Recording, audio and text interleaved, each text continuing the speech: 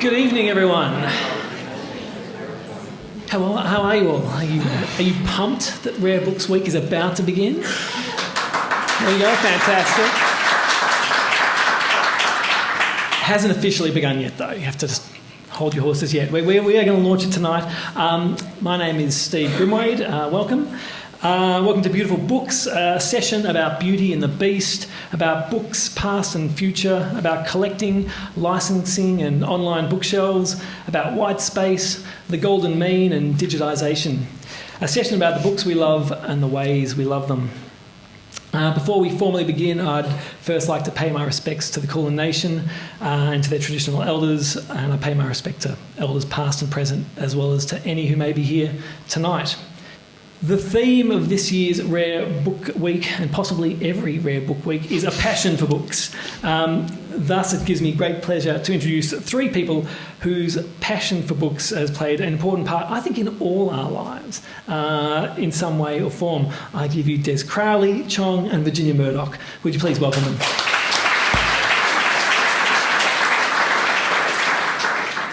The format of tonight is fairly simple. Each of our presenters is going to just make a short presentation. Luckily, they're going to use the resources at hand, so they'll be showing off beautiful books past and present.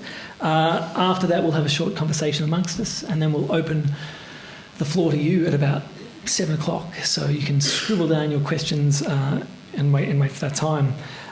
Without further ado, I'd like to firstly read you the bio of Des Cowley, who is, as many of you might know, the rare printed collections manager at the State Library Victoria and has more than 20 years' experience working with rare books.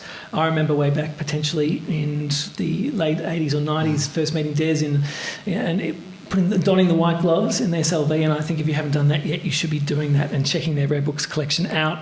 But that's not his only interest. Des was the judge of the Victoria Premier's Literary Awards in 98, 99, 03 and 2010. He's previously edited the literary broadside Overland Extra and is on the editorial panel of Script and Print and the La Trobe Journal. He's perhaps better known as co-curator of the State Library Victoria's permanent exhibition Mirror of the World and co-author of The World of the Book, published by MUP. We're not judging a book by its imprint. Des is a book reviewer for the music magazine Rhythms. Just thought I'd drag that one out. Would you please welcome Des Cowley? Thanks, Steve. When we had a few emails between us, Steve sort of had this idea of Dickensian of having a kind of, Christmas past, Christmas present and Christmas future. And I think we run in that order, so I'm Christmas past. But part of my role at the State Library is to collect rare books of all sorts for the state collection. And therefore it seems appropriate that I begin by broaching the theme tonight of the concept of the book as an object of beauty. And of course, one person's idea of an object of beauty is as different as another's, and that's as it should be. Now, the following images that I'll put up are not intended to make any sort of definitive statement, and they're really just there to kind of set the scene and show a few snapshots of a book history that might kind of widen our discussion.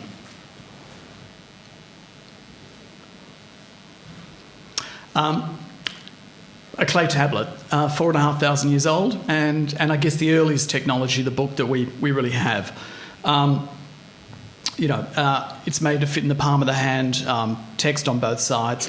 These are beautiful little objects. They've survived in great numbers, but I think it's there to kind of think about the book and I guess all the technologies that's moved through, from sort of tablet to scroll to manuscript to printed book to digital, and it's gone through all of those transitions. And it's always great, I think, that we call our new forms tablets. A book of hours, this is French from around about 1430, and an example of the kind of codex book in manuscript form. And it's lovely to kind of look at something like this and just consider the way in which really, design, illumination, the art of the book, in fact, is even more fundamental than the text it's actually giving us. The text was very standard, but each book of hours, for instance, was uniquely beautiful in its own kind of way. A page of Gutenberg's Bible, around about 1455, the very first printed book, and it's extraordinary kind of object in a way. The first book printed by movable type in Europe, and in its clean 42 lines, it's almost a kind of perfect example of printing. And that was the technology, therefore, that's really kind of carried us through for around about 500 years. Now, this work is printed by Aulus Manutius in Venice in 1499, and it's considered by many people to be really the finest example of printing in that first 50 years of printing history. And it's a typographical masterpiece in many ways. It's got these beautiful Roman font. It's got clean, beautiful lines of the woodcuts, and many of the pages, the typographic sort of font is to be shaped like a chalice or a goblet, almost like a sort of early concrete poem in a way. So it's quite extraordinary. And I should say that I think 2 copies of this book, bizarrely, are on display in Melbourne at the moment. One, in fact, at the State Library in Mirror of the World, and another one at the University of Melbourne in its exhibition Libri, which covers 6 centuries of Italian books. So it's quite extraordinary that 2 copies can be viewed at the moment. Now, jumping well ahead, it was really around the period of sort of William Morris in the 1890s that there was incredible refocus on the concept of the book as a really beautiful object, and picking up on all those elements that made a book physically beautiful, which is fine paper, design, fine sort of letterpress printing, beautiful binding. So it was interesting, in fact, that in the 20th century, really, we had this resurgence of almost going back to the manuscript book, the early printed book, to make things that were desirable objects. And in one sense, one of the great failures of the private press movement is that they publish incredibly tedious texts, but the books themselves are exquisite.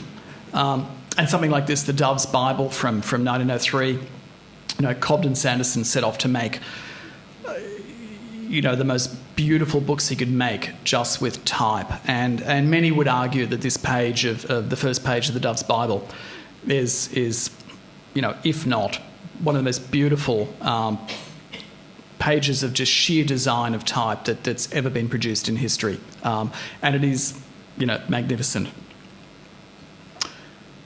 Joyce's Ulysses.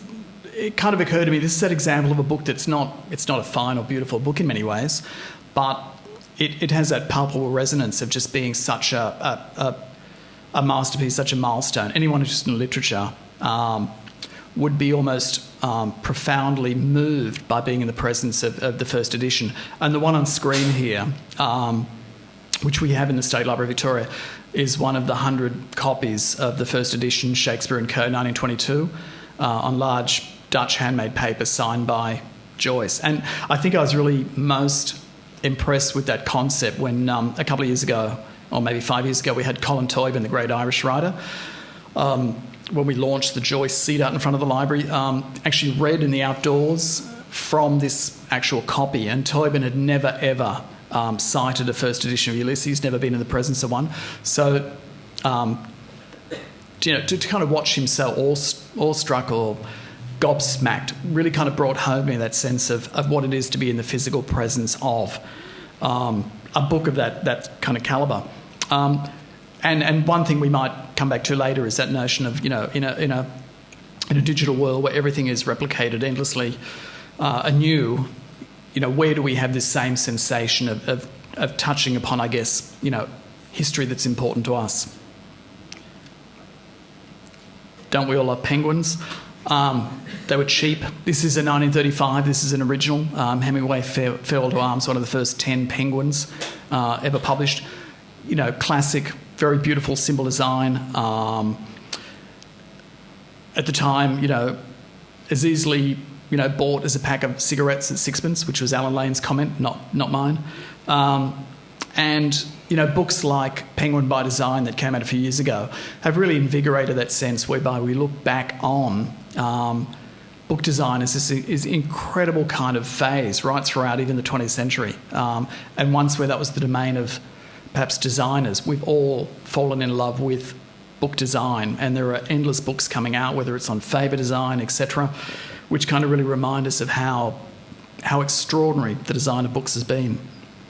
Now, just 2 in a row. This is just a a quite obviously exquisite sort of, hand-done design of a binding for a book by Picasso using his motifs, and a really beautiful example of contemporary marbling. I think it runs from 1999 by Anne Muir, who's a marbler, and all these kind of elements that make up the book. So these weren't lost traditions. These are traditions that people have continued to create, I guess, to really inspire us, move us, and make us fall in love with books in terms of their content. An example of I think a fantastic design, Jenny Grigg, who's a Australian designer based in Melbourne now, and in 2001 she rebranded the entire Peter Carey series of his novels for Queensland University Press, and just refocused that notion of just around bold type, using wood type and digital, of course, to create an entire series of Carey's books just with these really bold letters, and they're incredibly attractive. And I think I was just sort of talking before about that notion of, I think one of the great things designers get to do now is when they get to rebrand an author's works, and you'll see Cormac McCarthy's rebranded works by David Pearson. There's been a recent rebranding of people like Don DeLayla, and they're incredibly impressive when you suddenly see 10 or 12 books all with this brand new design. They're very attractive, and for people that kind of love books, publishers are very aware now that we want to be attracted to this sort of thing. Waisgers Press, who are an Australian private press working with traditional techniques. I think this is arguably probably the finest piece of hand printing done in Australia. It's a work known as Data from a poem by Jazz Duke, and it was done in 34 copies, and that's one of the things we'll probably broach. In one sense, what is the value of doing a book in 34 copies? But on the other hand, a really magnificent example of the book and of printing. And I think they worked out once, in fact, that if they worked out all of the time they spent making this book, they earned 8 cents an hour. So it's a kind of madness in a way, but it's a kind of glorious madness. And just a final little shot. This was the Penguin Great Ideas series that David Pearson, a fantastic book designer, did for Penguin.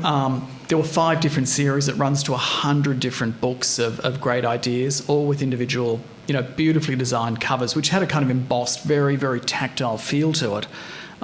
Personally, I found it a really attractive series. They sold for $9.95, and it goes back to that thing that, even if you're a fledgling little kind of book collector or passionate about books, it's not something you have to go out and buy a Dove's Bible or a sort of Waisgers Press. There are just fantastic kind of books, beautifully designed now, that are there to kind of entice us, I guess. And just to kind of briefly finish off, I remember it was about a year ago, in fact, that I read a book, some of you may know, This Is Not the End of the Book, which is a series of conversations between Umberto Eco and Jean-Claude Carrière. And bizarrely, the line that in fact resonated most with me came not from these two great conversationalists and thinkers, but instead from Jean-Philippe Tonac's very brief introduction. And he said, "But what is a book? And what will change if we read on screen rather than turning pages of a physical object? What will we gain? And more importantly, what will we lose?" And I think that's a reasonable kind of opening to kind of think about these things. Thank you, Tez.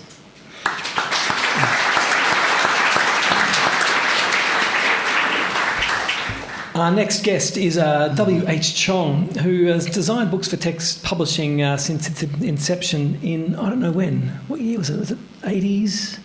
No, you're thinking of version 2, I think, which is 94. Okay.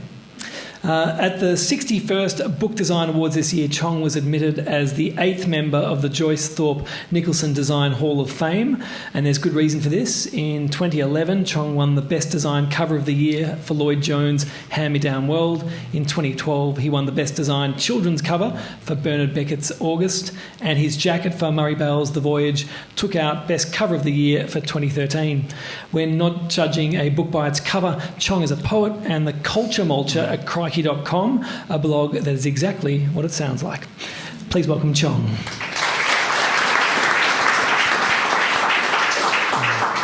Hello. Thanks for coming on this perfect Melbourne day.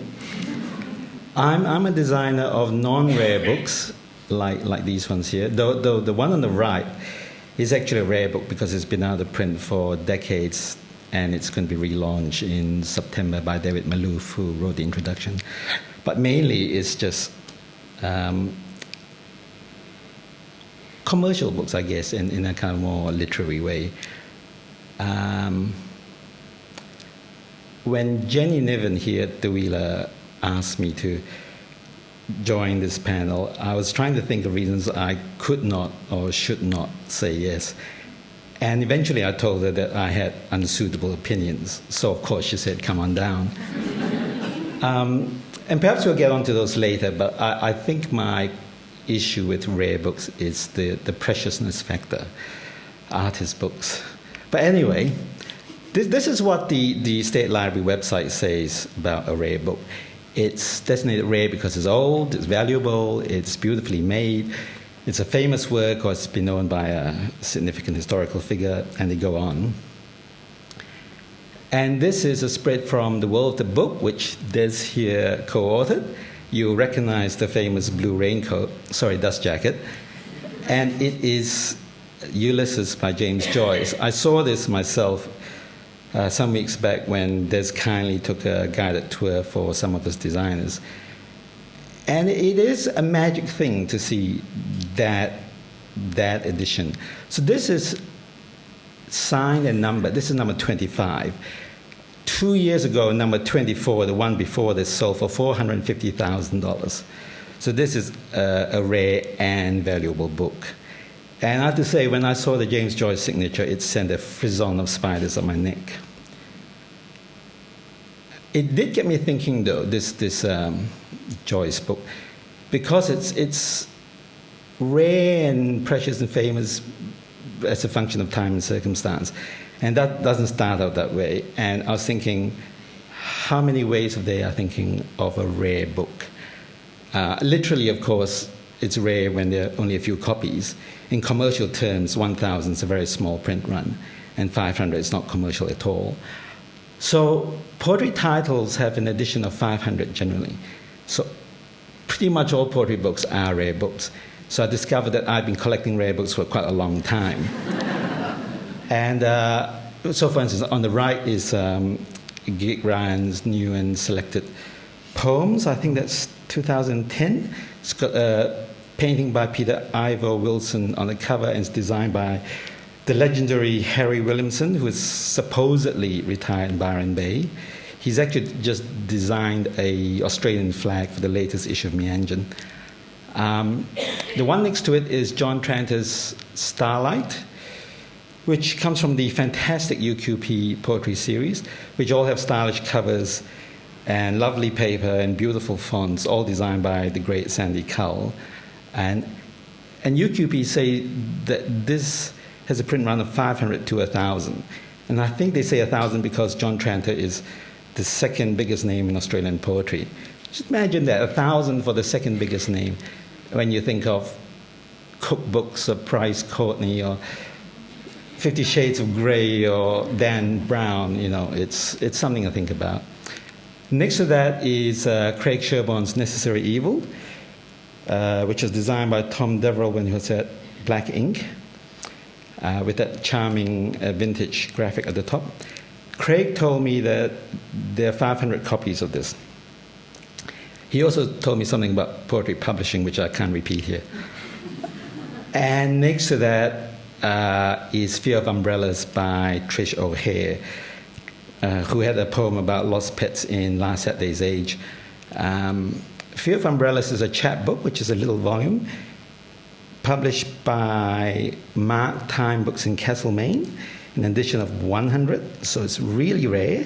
And I know all this stuff because Trish asked me to contribute the cover illustration. In any case, these are, in literal terms, rare books. And they don't cost a lot. They may not ever be valuable in that sense. But they're certainly valuable to the authors. And this is, for most poetry books, it would be the only time they get printed. And so this is the only vehicle for their work and their reputation to which they devote their lives, I guess. Here's a more lavish kind of poetry book, Roland Penrose, 1939, edition of 510. Penrose was a writer and a surrealist poet. He hung with Picasso, very fast crowd. It's a beautiful book. It's got his own photos and illustrations in it. It's an elegy, of course. It's published June 39, just before the war. But I just want to show you this bit, which is the imprint page. You can see published in June 1939 for the London Gallery Editions, limited 510 copies. And this is number 1, which makes this an absolutely super rare book. But this is the thing, I paid $5 for it. And the reason is because this is the 2003 facsimile copy, and there's several thousand of these floating out there with number 1, which I think is a great surrealist joke, but also accidentally a profound remark about, what is the value of this thing? Is it number 1 because the stuff in there is number 1 anyway? Here's another kind of rarity, and I'm really moving towards this now in my head. So there are 2 memoirs here and a cookbook. And over time and for my sins, I've helped put these together. The one on the right is Jean MacDonald's Memories of a Country Childhood, which a friend asked me to help put together for her mother, who is Jean MacDonald. And it's at a very small print run, which you can do nowadays with digital printing. The one in the middle is David Lovejoy's Between Dark and Dark, which is also Memories of a Country Childhood, except he was a young man and the country was India, and it was pretty trippy what he was doing there. The one on the left is a little book called Australian Family Cooking by Elizabeth Howcroft, and was commissioned by Jewel Supermarket. Some of you may remember Jewel Supermarket. They had no name brand, white labels, black type. And they wanted a little cookbook. And that's how it ended up. And this is exactly the cover they wanted. It's truly ugly. Elizabeth is hidden behind, right in the middle, behind the type. But the thing is, this little ugly book is an extraordinary thing. The family recipes in it encode a whole history of domestic love and care. They extend backwards in time to where the recipes were passed down, and they have gone out into the future and sideways to all the younger relatives it's gone to. And as well as that encoded history of love, this little book is also illustrated by Elizabeth's late husband, and was organized and put together by her late sister. So you can see that this book is the focus of a tremendous kind of almost pure emotion for the family. And I think there are very few copies of this left. And the ones which are still existent must be truly treasured. And this is the kind of rarity that money cannot buy, that you can make your own rare book. This is not a rare book at all. This is the Vincent van Gogh Letters Project, which was published 3 years ago in 5 languages. And they spent 15 years, from 1994 to 2009, scores of scholars sort of compiling all of, I think they've now found 902 letters from Vincent, which they have reproduced at same size. And they have translated into 5 languages, including English and American. And they've annotated everything, every reference he makes, they explain. They have reproduced all the pictures and paintings he's mentioned. I saw the Mona Lisa in the Louvre, whatever. It's extraordinary. It's truly a work of incredible scholarship and bookmaking. It comes in 6 volumes. It's got 2,200 pages. It weighs 20 kilograms. I just rechecked it the other day. It hurts. And it cost me $680. But now look at this. This is the online version of the very same thing. It's got the same information. In fact, if you look at this, it's the same letter there, letter 686. In fact, it's probably got more information because it's linked. And it's incredibly versatile. You can change language back to the original Dutch. You can enlarge the images in high definition. It's fantastic, but very slow. It's totally searchable. I'm thinking, have I thrown away $680? And if I were a scholar, I would definitely go for the online version because it's incredible. A tool is, you don't have to do anything more to make it as good as it is. But I guess because I'm really interested in Vincent's art, and I don't just want to get into his head, I want to get into his hands. And it's something to see his letters, the drawings on them in the same size, just sitting open on the table. It's the same function as having a painting on your wall. And part of that is just having this still image sitting in the same spot all the time. And whatever it is that you get from that kind of silent, still communion with a painting is exactly what you get from leaving a picture open on a table. So I'm not unhappy with $680 worth of 20 kilograms of paper. This is another bit of Vincentiania, which is his sketchbooks, published this year to coincide with his jubilee. And it is a rare book. There's only 1,000 copies of this ever made. Oh, I presume they're not going to make anymore. By the Folio Society in the UK with the Van Gogh Museum.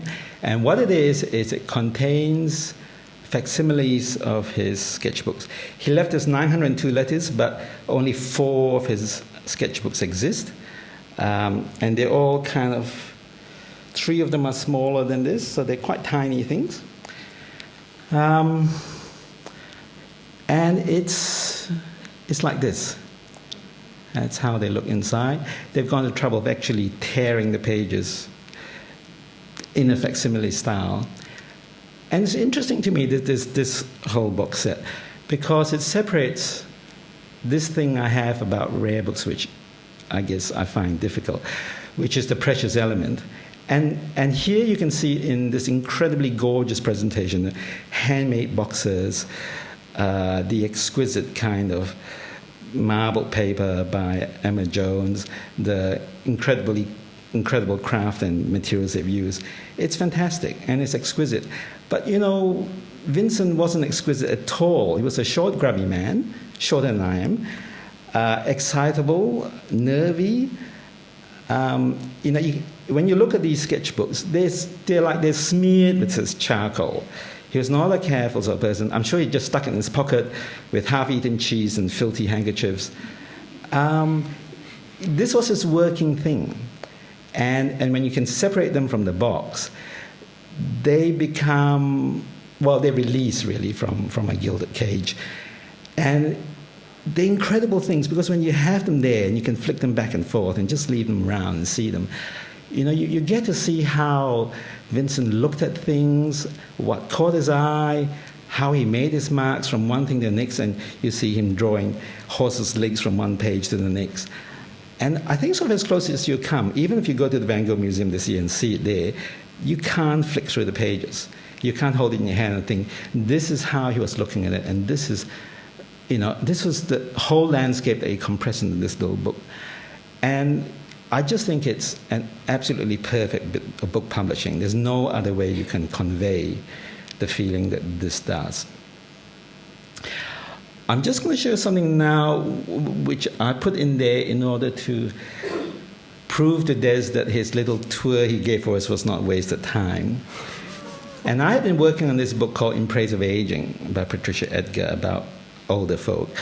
And I'd already done the design by the time we got to see the stuff that they showed us. But what it got me to do was I went back and I tore up all my page designs. And I sort of did this went into this traditional classic approach. And I even did some line drawings of the 8 subjects in there. So it's kind of an illustrated book. But the main thing, and this spread here, you can sort of get an approximation of this in digital publishing now, probably, just a little bit. But what interested me about Des's tour of his treasures was, oddly enough, the page design for the Ulysses, for James Joyce's Ulysses.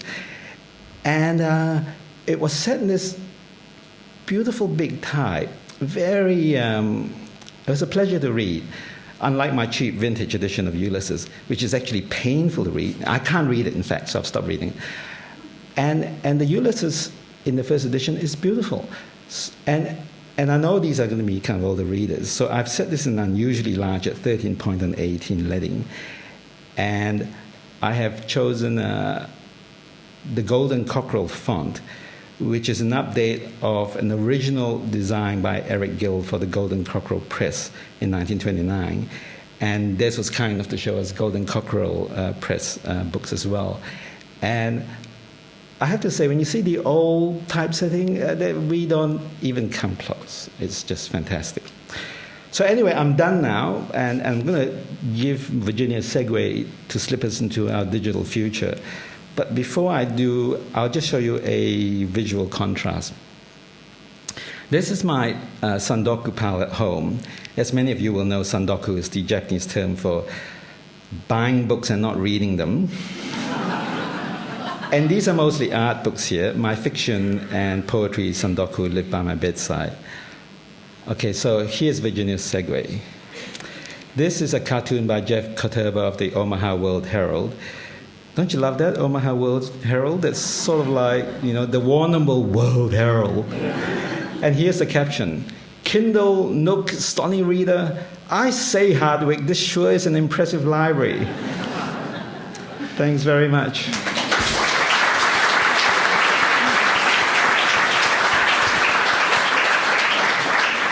Thank you, Chong. Our next and final guest is Virginia Murdoch, who is a digital designer and one of the founders of Bookish, an ebook platform developed in Australia, which was then acquired by the US ebook giant Overdrive. It's actually exciting tonight that I found out that Virginia and the team at Inventive Labs, who created Bookish, are now all going over to the States to live and work there due to their success, which is a wonderful thing.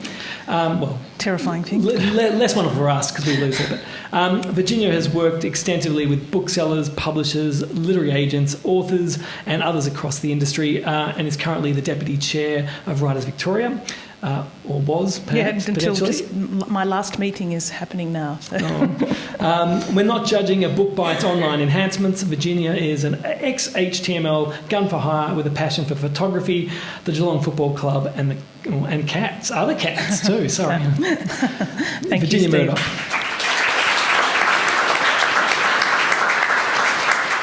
I'm going to race quickly through not the future of books, which I think is an endless topic and we could be here all night, but I'm just going to give you all a bit of an understanding of how ebooks are currently made and some of the, the state of the nation, so that we can think about a platform for the future and think about some of the things we've lost and some of the things we might gain. So I'm going to start with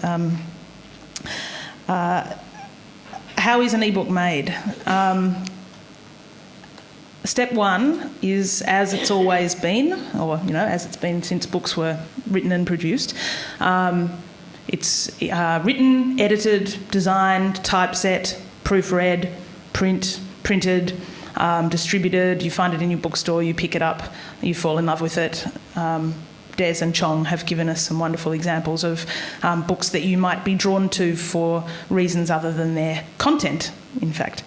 When it comes to ebooks, step two is kind of a horrible mess. The ebook is basically a toxic byproduct of the print production process. There is no there's no special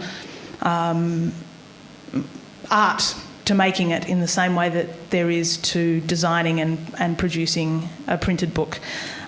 Just to give you an idea of what happens, the book is produced for print, the print-ready PDF file is sent off to the printer, and the same file, in most cases, the same file is sent off to a conversion house in India or Southeast Asia or in New Zealand. Is quite popular for converting ebooks, and they basically take that file and they turn it into an ebook, and that process doesn't result in any fidelity between the original and the ebook.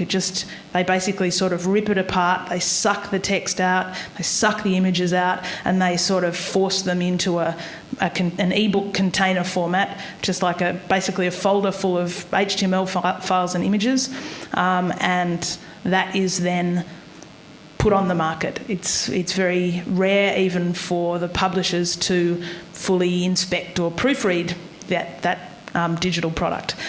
So if you've had an unsatisfactory experience with an ebook in the past, that goes some way towards explaining it.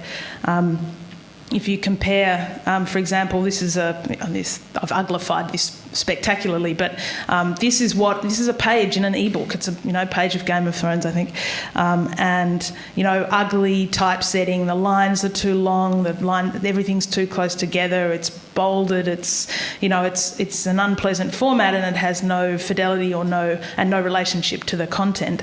You compare it with a beautifully typeset. I just grabbed nearest Meanjin, and beautifully typeset spread, variation in the size of the type, and it's actually considered and laid out with respect to the article that it is.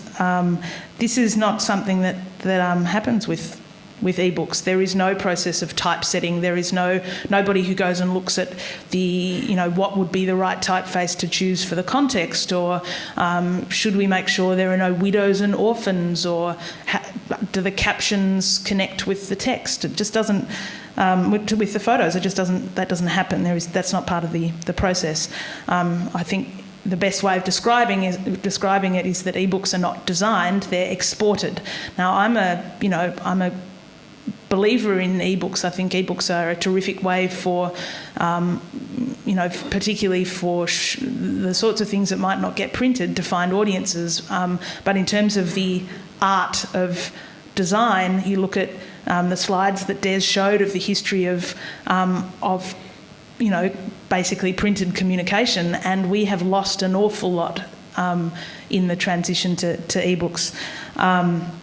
Publishers no longer control whether a book is beautiful or not. In fact, it's hard to imagine. I think there are a lot of cases where publishers can't even afford to care about it. It's a new thing that they have to do on top of an already in an industry that's already tight.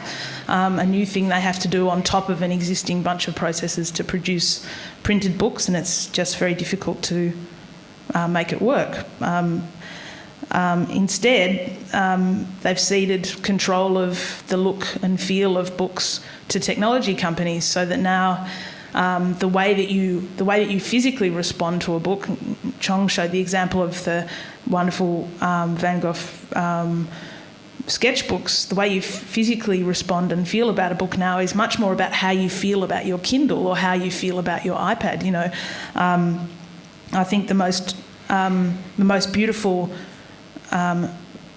sort of feeling of design and fit and finish and polish you get from an ebook now is when you read one on an iPad and you respond to the care that's been taken in the design of the device, not in the design of the book itself. And then I guess the other people who control the way that books look now are the people reading it. It's when you read an ebook, you can now choose the typeface and choose the weight of the font, and choose whether it's black on white or white on black or white on black on sepia, or how widely spaced the lines are. And while there's some utility here for people who struggle to read books printed at a standard size, on the other hand, if I were a publisher or a designer of books, the idea of putting my design, my carefully thought through design, into the hands of a reader and having them destroy it would make me fairly uninterested in focusing on that part of the job at all. I'm sympathetic in some respects to publishers not wanting to go near it and just sort of allowing readers and allowing device makers and reading platform makers to make all these decisions about type for us. I think eventually our kind of market forces will improve standard books. The quality of ebooks will improve as publishers get more familiar with how to make them, and I think that small presses or digital-only presses will start to raise the quality of ebooks themselves and will force improvement across the board, because readers of ebooks will want to see more beautifully designed ebooks, but that only will account for your standard narrative book. I think, I've this is a book that an ebook that I produced, a sort of very nice version of Wind in the Willows using its original illustrations, and it works nicely in the ebook format, and I've taken care with the typography, but only as far as it's possible to do that at the moment. I think the much more interesting thing, and the thing I hope we can talk about for a few minutes now, is then what? We have, once we've conquered the kind of, bringing some of the things we've learnt about type design and book design into the digital world where it's appropriate to do so, what does a book start to look like when the content and the capabilities of our, various digital devices start to work together, when we can have, more interactive elements? I really hesitate to say the word interactive because I think it's basically meaningless. But when we start to get more of an interplay between the device and the content, then I think we might start to end up with more interesting, more fit for purpose books. So that's it. Thank you, Virginia.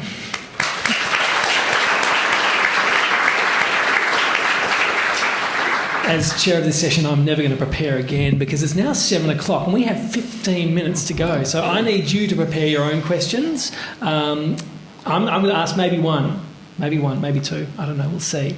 My first question is to all the panels. How's the idea of beauty changed over time? I mean, and this is hopefully going to feed into the idea of how beauty can change with using digital. I mean, does anyone want to approach that? Has it changed?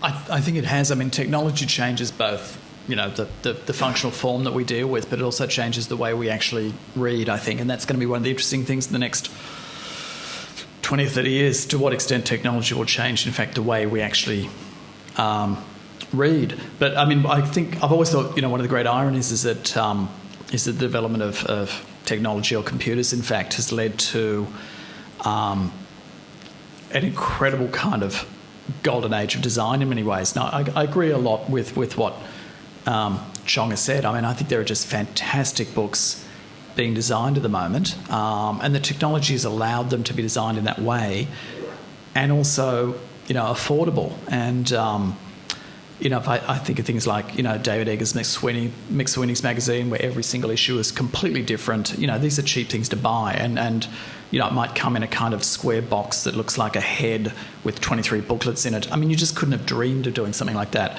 30 years ago with technology.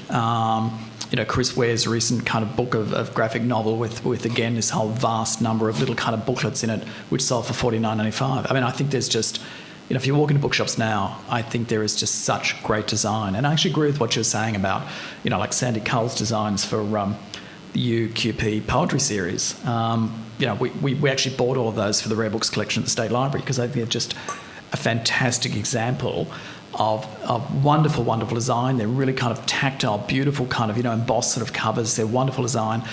And yet what do they cost, $19.95? So I think... A bit more, $29.95. So I think we've kind of lived in a bit of a golden age of design through computers, and then I agree how that's going to translate. And I think it's been, what you're saying, Virginia, I agree with. It's not been kind of done super well yet, but I think we'll have to see that in the kind of next phase where we are enticed in the same way that books have enticed us to kind of want to grab new ebooks in some way. Unfortunately, I suspect that the definition of the book gets hard to grapple with once you start to look at enhanced books. And I mean, does Nick Cave's Bunny Munro stop being a book when it's got his music behind it? Does it stop being a book when I can link out of that and go to his Facebook page? When does it? Steve, don't go postmodern on it. Does anyone have anything they want to ask of each other before I throw this open? I don't want to. I just thought maybe in terms of the beauty thing, I was just disagreeing with this as agreeing with me. Groucho Marx? I knew you'd do that. There's this impeccable taste, and he's chosen all the great things like McSweeney's and Chris Ware. And, most book design, because, it's realistic, commercial pressures do not look like that. And when you see the stuff that Des has got his hands on in the library, your heart sinks. We have lost standards, you know. It's like, here it is. You know, you look at painting nowadays and you think, nobody knows how to paint like they used to paint.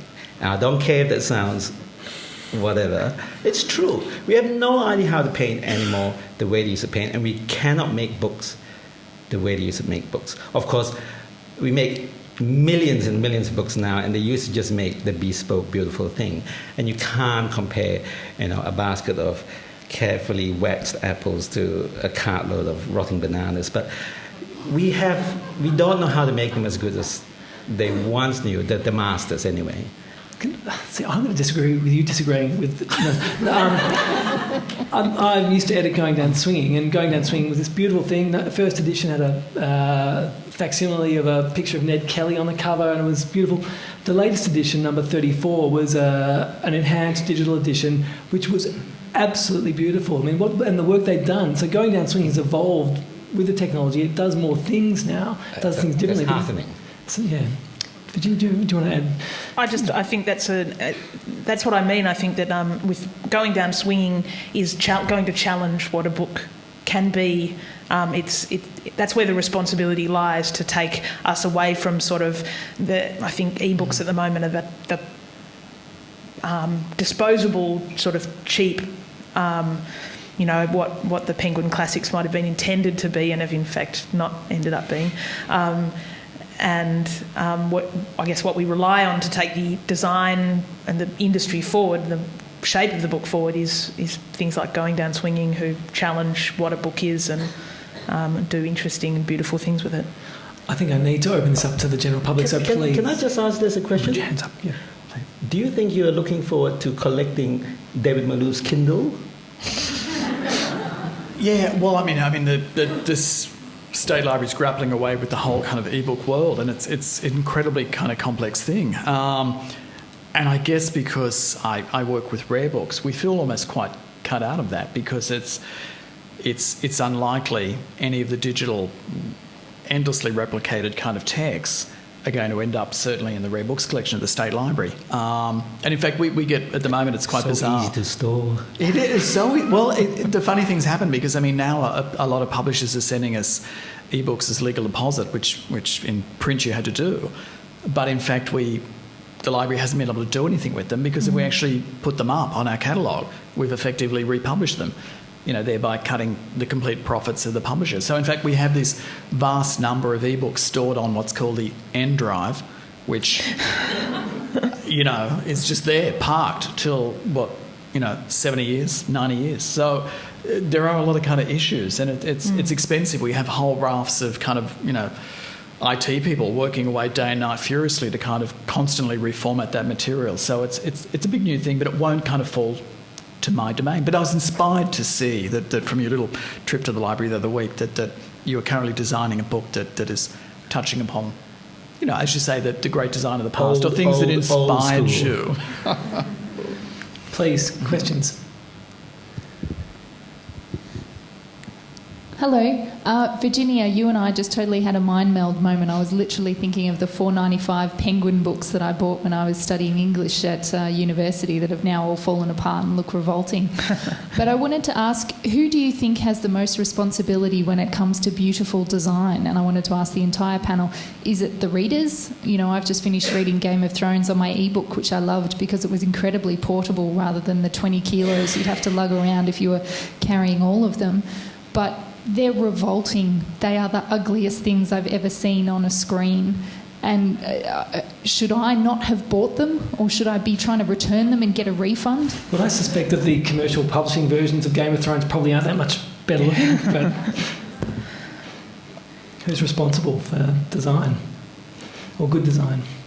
It probably, in some respects, falls to readers of books to compel publishers to design books beautifully. If it's not something that we value, then we're not going to continue to receive it.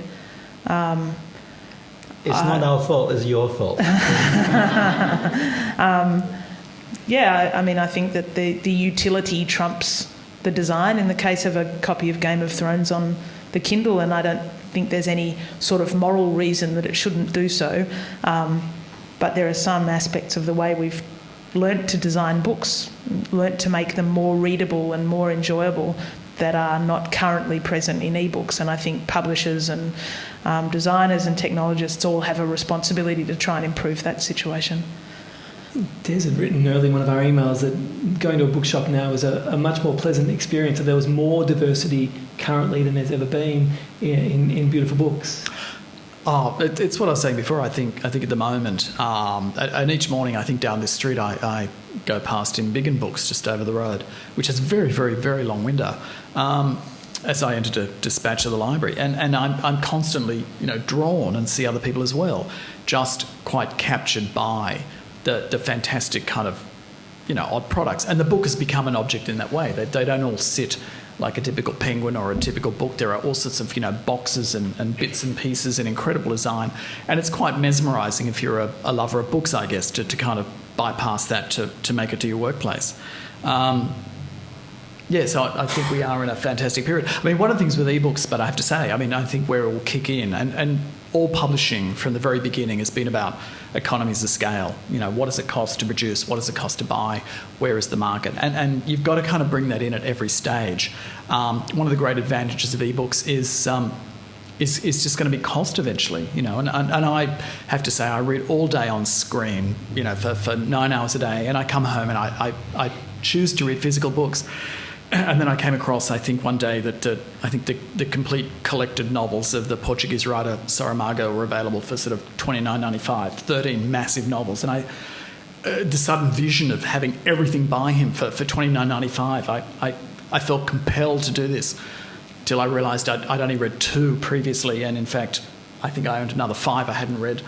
And I thought, this is madness. But that kind of cost structure will I think lead people into feeling like, if you can grab all of Game of Thrones for sort of, $19.95 compared to, and your example of the Van Gogh book, there will be that kind of economy of scale that will eventually kind of factor that in. Well, I was just thinking that you can separate functions. So you could have sex, or you might want your sex with love. So you don't have to get stuck on your Kindle. You can read the books you want to read on it. But if you want the whole pleasure thing, if you want the artisanal dinner made by Nonna, you go home and you get a proper meal. But you don't have to do each or the other thing. It's not exclusive. Sorry, next question. As we're going, as someone's going to put up their hand and we're going to go to the next question, I believe there's a question down here. I'm going to quickly mention that maybe good, beautifully designed books are safe because we've been reasonably wealthy in Western society, so the small clique of us who can afford the beautiful books has grown a little larger, so maybe the fine books are safe at the moment. But please. I was wondering about the input of audio or spoken parts of a book, and how that figures in all this. Did you say it makes you nervous? How it all fits in with this book. That it can be spoken like an audio book, and when it's an e-book and so on. So, Virginia, do you want to speak to that? I don't know a lot about audiobooks. They're kind of, I know that. I think they're quite a separate format. I'm not sure that an audiobook can be beautiful. I think we can start to. Audio, the sound of somebody reading a book, or a digital book being augmented by sound in some other ways, I assume part of the future of digital books, and certainly a thing that a printed book can't do. I think Steve mentioned the Nick Cave, Bunny Munro book. I think it was an app, wasn't it? App, yeah, e-book thing. But it's hard to know what proportion of the audience for books is, hungry for audio to go along with them. And I think a lot of people read books for silence, and so it's an interesting. I guess all of these niches will be explored. The Bunny Munro app, and I shouldn't speak about this, Chong should, I'll just make one note, is that I believe that the app itself you'd have Nick Cave reading your book to you, the book that he's written, and wherever you stopped on the page or whatever, he would he would stop, and then when you opened it up again, he would start again. Have I got that correct? Sounds good. I want it. I might have got that wrong. We probably have time for one more question, please. Enthusiastic crowd, come on. I know you want to ask these experts a question. Please. Well, thanks for your talk. I was just wondering, when you're designing a cover, I guess the question's for Chong, when you're designing a cover, do you have to read the whole story first, or how do you go through sort of thinking what to put on it? Does someone just debrief you, these are the themes, or how does that work? I'm just curious. See me afterwards, buy me a glass of wine. Yes and yes. I do read the book. And I think about it just the way you probably would, except I have pictures in my head sometimes. It's a long answer. You don't want to hear it here. We probably have time for one more. It's a quick answer. Please, right at the back. I'm sorry, ushers, I'm going to have you run right to the very back in the middle, I believe. Maybe keep your hand raised. Thank you. I'm going to ask you finally, after this question, what your favourite design book is. So just maybe ruminate on that for a moment. Hi, I just had a question regarding what your views are on young readers today, so influenced by reading on their iPads, and recent studies showing that the intellectual growth of a child is far greater from reading the experience of reading a book as opposed to an iPad. Please. I feel that I have been adversely affected by reading iPads all the time. I don't think I can comment on whether it's good or bad for children, but I definitely have observed children reacting very, very positively to reading on iPads, and I think that's great. I think if an iPad makes somebody who is a reluctant reader read something, then I'm in favour of that. But as to its effect on their little brains, I'm not sure. My niece, who's now about 19 or 20, started reading on a little screen device, which is about this big, since she was about 14. I suppose you can get used to anything. And we don't actually know how people are going to feel about paper books until we have the generation who grew up with screen text and they decide, oh, I like this or I like that. We don't know. So we can't ever say anything about whether or not people have a natural desire to have hard copy or not. Maybe we will end up loving screen text. And I won't. I guess the thing that occurs to me as well, and we broached on this in a couple of emails, is to what extent, again, the technology just changes how we read. And if we look at, the history of reading from sort of, reading aloud to private personal reading to holding a very sort of personal object and reading in a very linear form, line by line, page by page, and to what extent, I guess, the development of technology will lead to quite different forms of reading, where we might include, of course, that's been talked about, sound, video, links to back information, all sorts of kind of directional thing you go. So the notion of a very kind of linear style, which is, for instance, something the novel is based on, may just transform, and it just may change a future generation's complete habits of both how they read and what they read, etc. So technology's always done that and may well do that in the future. Before we bid our guests adieu and buy them wine and pick their brains, favourite books, favourite design books, most beautiful book. Come on, there's got to pick one. That's such a hard question, but I'd probably, I'm a big fan of contemporary design, and I'm in a almost privileged position because I dabble in books from the sort of 11th century onwards, and there are just so many high points. But I would go for, some of the things Chong was showing, I would go for the little modest, humble, and I love a designer like someone like, David Pearson. That Great Ideas series is just such an absolutely kind of wonderful sort of 100 books. And I would show things like that in, for instance, the Mirror of the World exhibition year after year as a way of I think, encouraging people to stop and think, books just weren't great in the past. There's just this great tradition of design that goes on and on today, including, the designers we know now. Chong? I like the idiosyncratic thing. There's a Scottish writer called Alasdair Gray. He wrote Lanark. He illustrates and designs his own book, and he types it if he knew how to type. And he trained as a mural painter first. They're amazing things, they're crazy things. There's a book called A Book of Prefaces. And he sort of, you have to see it, the typesetting is just mad.